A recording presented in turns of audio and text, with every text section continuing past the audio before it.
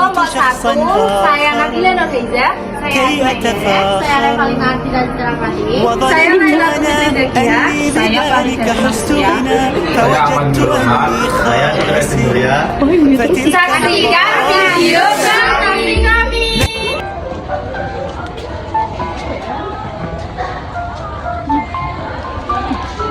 Kamu tahu nggak surat Al-Baqarah ayat 143 dan Al-Qasas ayat 85? Iya, tahu. Tolong bacain dong.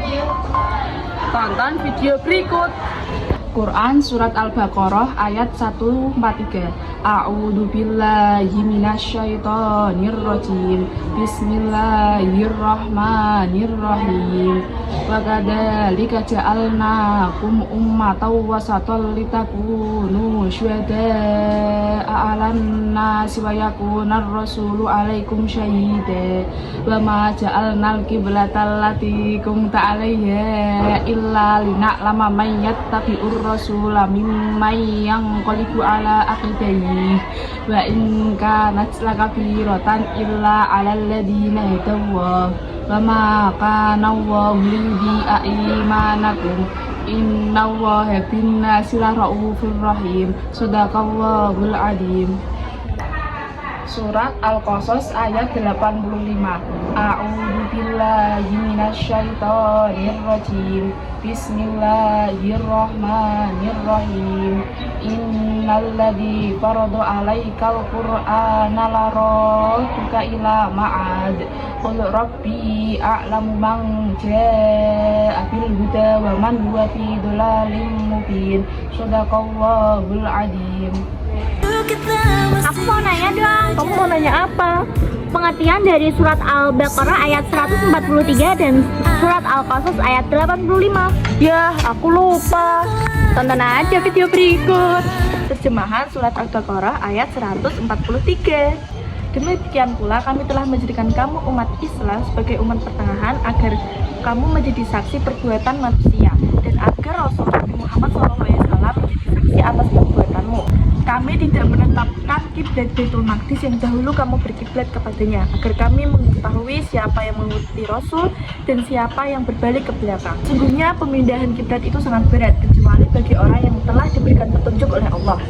Allah tidak akan menyanyiakan imanmu. Sesungguhnya Allah adalah benar-benar Maha Pengasih lagi Maha Penyayang bagi manusia.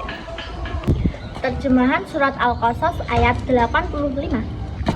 Sesungguhnya Allah yang mewajibkan engkau Nabi Muhammad untuk menyampaikan dan memegang teguh Al-Quran benar-benar akan mengembalikanmu ke tempat dia kembali.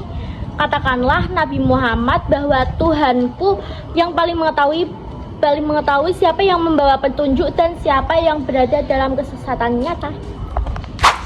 Hukum dan tajwid surat Al-Baqarah ayat 143 yang berbunyi 1. Wakanda lika. Hukum bacaan matobi'i karena ada fathah berdiri.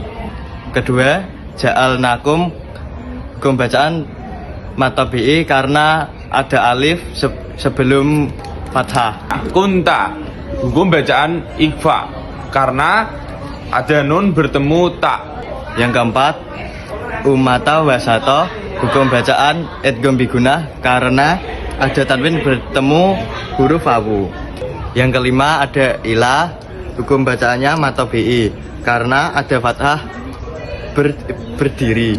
Hukum bacaan tajwid surat Al-Qasas ayat 85 yang berbunyi 1. Alladzi. Hukum bacaannya matobi'i karena ada ya sukun, huruf sebelumnya berkasroh. Ina. Hukum bacaan guna ada nun bertasjid.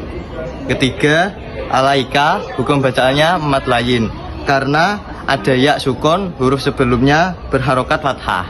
4. Manja'a. Hukum bacaan ikhfa karena ada nun sukun bertemu jim. Citra, kita tanya Nabila sama Zara yuk biar mereka menerangkan dengan surat yang kita mau pelajari. Ayo. Panduan surat Al-Baqarah ayat 143. 1. Umat Islam adalah umat yang adil dan pilihan.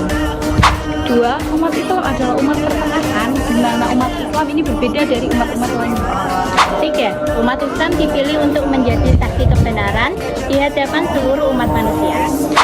4. Pemindahan kiblat terasa berat kecuali bagi orang yang telah diberi petunjuk oleh Allah Subhanahu wa Ta'ala. 5. Penegasan bahwa tidak ada amal sia-sia di sisi Allah. 6. Pemindahan arah kiblat dari Baitul Maqdis ke Ka'bah di Mekah. 7. Allah Maha Pengasih dan lagi Maha Penyayang kepada manusia. Kandungan surat Al-Qasas ayat 85. 1. Allah mewajibkan Nabi Muhammad untuk menyampaikan Al-Quran kepada manusia. 2. Allah akan mengembalikan Nabi Muhammad ke tempat kembalinya yaitu hari kiamat. 3. Allah akan menanyakan tugas-tugas kenabian yang telah diembankan kepada Nabi Muhammad. 4. Allah akan mengembalikan Nabi Muhammad ke Mekah sebagai janjinya atas kesabarannya dan keteguhan Nabi Muhammad SAW. Pengamalan surat Al-Baqarah ayat 143. Yang pertama yaitu menjaga iman dan tidak menyanyiakannya. Yang kedua menjadi manusia yang adil. Dan yang ketiga menjadi saksi atas perbuatan manusia. Pengamalan surat Al-Qasas ayat 85. Yang pertama, membantu orang yang sedang membutuhkan. Yang kedua, bersabar dalam menghadapi kesulitan. Dan yang ketiga, meningkatkan kesabaran dan kualitas diri. Selanjutnya kita akan membahas tentang salah satu perilaku yang mencerminkan tentang surat kita baca tadi. Perilaku cinta tanah air. Jadi cinta tanah air adalah perasaan cinta, kesetiaan dan bangga terhadap negara dan tanah air kita sendiri. Karakteristik cinta tanah air. 1. Kesetiaan terhadap negara dan tanah air. 2. Kebanggaan terhadap negara dan tanah air. 3. Tanggung jawab untuk mempertahankan dan memajukan negara dan tanah air. Yang keempat, pengorbanan untuk kepentingan negara dan tanah air. Ada beberapa hadis yang telah menerangkan tentang cinta tanah air, yaitu salah satunya hadis dari Abu Dawud yang berkata, cinta tanah air adalah sebagian dari iman. Dan yang kedua ada hadis, barang siapa tidak mencintai tanah airnya maka ia tidak memiliki iman. Hadis riwayat Ibnu Majah. Manfaat cinta tanah air. Yang pertama, meningkatkan iman. Yang kedua, meningkatkan kesadaran akan nikmat Allah. Yang ketiga, meningkatkan rasa kebanggaan nasional. Yang keempat, meningkatkan kemajuan dan perkembangan. Dan yang kelima, meningkatkan rasa tanggung jawab.